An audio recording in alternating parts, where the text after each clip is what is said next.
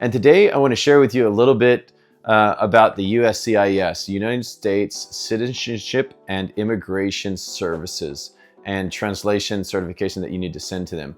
And in addition to this, I've been through this process with my wife. I married someone who was a foreigner, immigrated my wife to the United States, and we went through this process together. So I know this in and out, both from the translation side, providing the service to other people, and from the process of going through it ourselves with my wife.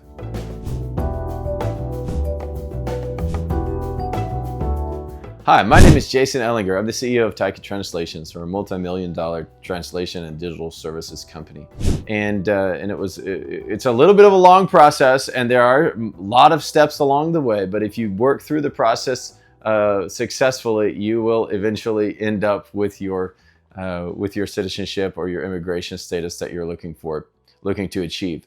So when you go to submit documents to the USCIS, a lot of times they're going to need to be certified. And so what that looks like is you take a picture of your documents, and then you send those pictures over to us.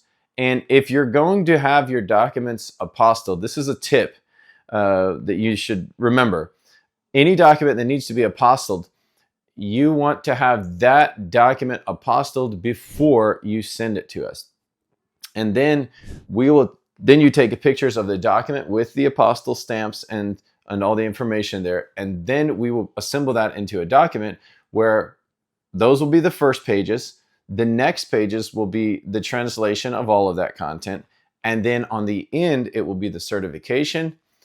And after that, if required, it will be a notarization. So when you're taking those pictures, make sure you take them the best quality that you can and send it to us. Typically, people just send it from an iPad or possibly a smartphone.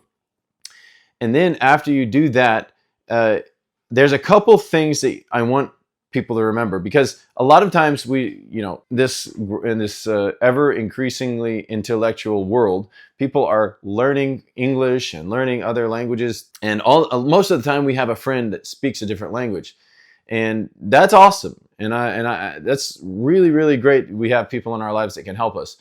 But somebody asked me, can I just let my friend translate this? And the answer is, well, I wouldn't do that. Well, you own a translation company, Jason. Why? Of course you wouldn't. Well, there's another reason. It's not just that. When you have somebody do the translation and then they provide the certification, which a lot of times your friend can't provide the certification or shouldn't provide the certification, you transfer the responsibility for the translation to the person who did the work.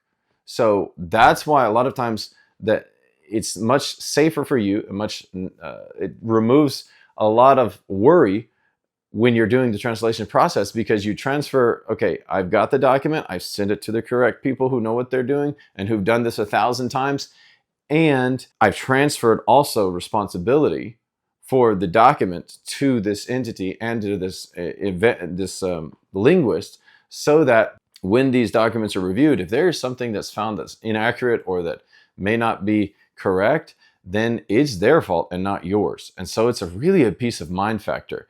And so that's like a tip. Not a lot of people talk about that, but that is one of the things that you're doing when you get someone to certify the translation. You're transferring that responsibility to them, and that provides you peace of mind. In any case, the third tip I would like to share with you is, if you need something important done, or if there is something that you're working on in any area of your life that's a challenge or that has a high risk factor, you need to talk to somebody who's been doing it for a long time. You need to work with somebody who's a professional, because, for example, you want to sell your house, you shouldn't go to your Uncle Bob that just got his real estate license, or your Aunt Susie who just started her real estate business yesterday. You should go to somebody who sells 300 houses per year, and they can sell your house and they will get you more money for that house, and they know the market and they're professionals in that field. Or if you're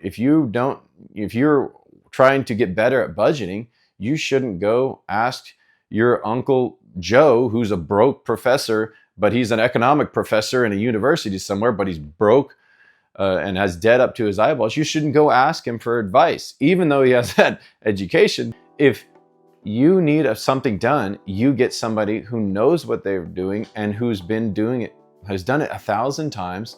And like, if it's for us, my wife and I, we went through the process together when she immigrated to the United States. So these are some tips I just want to share with you, and I hope it helps somebody out there and just gives you a little more peace of mind as you're going through the process. Because submitting your stuff there's so many documents that you have to submit to the USCIS when you're going through the immigration process. Like, I remember that, and it costed a lot of money. You don't want to have to redo a step.